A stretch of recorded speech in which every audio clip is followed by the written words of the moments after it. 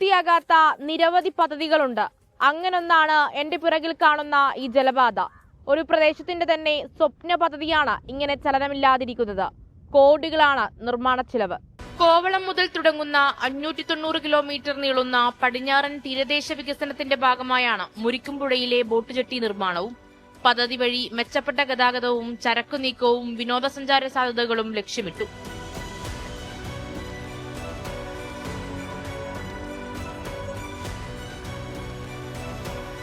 പക്ഷേ 4 ചുവരുകൾ ഉയർന്നതല്ലാതെ മറ്റൊന്നും സംഭവിച്ചില്ല.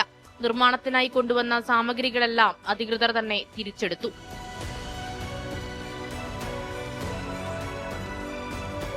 നിലവിൽ 4 കിലോമീറ്ററിലധികം സഞ്ചരിച്ചാണ് പ്രദേശവാസികൾ മറുകരയിലെത്തുന്നത്. പദ്ധതി യാഥാർത്ഥ്യമായാൽ യാത്ര എളുപ്പമാകുമെന്ന് നാട്ടുകാർ പറയുന്നു. ഈ പരിസര പ്രദേശങ്ങളിൽ വികസനങ്ങളുണ്ടാവും. വികസനപരമായ ടൂറിസപരമായിട്ടുള്ള കാര്യങ്ങളൊക്കെ ഉണ്ടാവും. അന്ന് തോണി തൊഴിഞ്ഞപ്പുറം പോകും, തിരിച്ചു വരുന്നതായിരുന്നു. ഇപ്പം തോണിയില്ല, ഇപ്പം കറങ്ങി വരികയാണ്. ഇപ്പം ഒരു 4 കിലോമീറ്ററോളം 4-5 കിലോമീറ്ററോളം കറങ്ങി മാത്രമേ ഈ കണക്ക് എൻ്റെ അപ്പുറത്ത് വരാൻ പറ്റുള്ളൂ. അവിടെ ഇതേപോലത്തെ എല്ലാം റെഡിയായി കിടക്കുകയാണ്.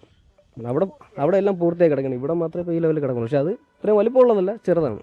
പിന്നെ അവിടെ ബീച്ച് റോഡുണ്ട്, ദൂരോട്ട് പോകുന്ന കൊല്ലം ബീച്ച് റോഡുണ്ട്. അപ്പോൾ അവിടെയൊക്കെ ഇപ്പോൾ ആൾക്കാർക്ക് പോകാനൊക്കെ എളുപ്പമായിരിക്കും. ഇത്രയും തിരക്കില്ല അപ്പുറത്തെ റോഡിൽ പോകാൻ. ഇതിപ്പോൾ കുറച്ച് നാളായിട്ട് വർക്കൊന്നും ഇല്ലാതെ കിടക്കുന്നത്. അത്യാധുനിക സംവിധാനങ്ങളുള്ള ബോട്ട് ജെട്ടിയാണ് ലക്ഷ്യം. സിയാലിന്റെ നേതൃത്വത്തിലാണ് നിർമ്മാണ പ്രവൃത്തി തുടങ്ങിയത്.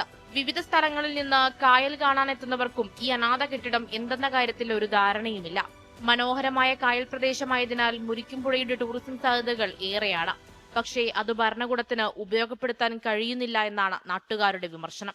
ജലപാത പാതി വഴിയിൽ നിലയ്ക്കാനുള്ള കാരണം നിർമ്മാണത്തിലുള്ള അപാകതയാണ് എന്നുള്ള ആരോപണവും ശക്തമാണ്. എന്തുകൊണ്ട് പ്രവൃത്തി നടക്കുന്നില്ല എന്നാണ് നാട്ടുകാർ ചോദിക്കുന്നത്.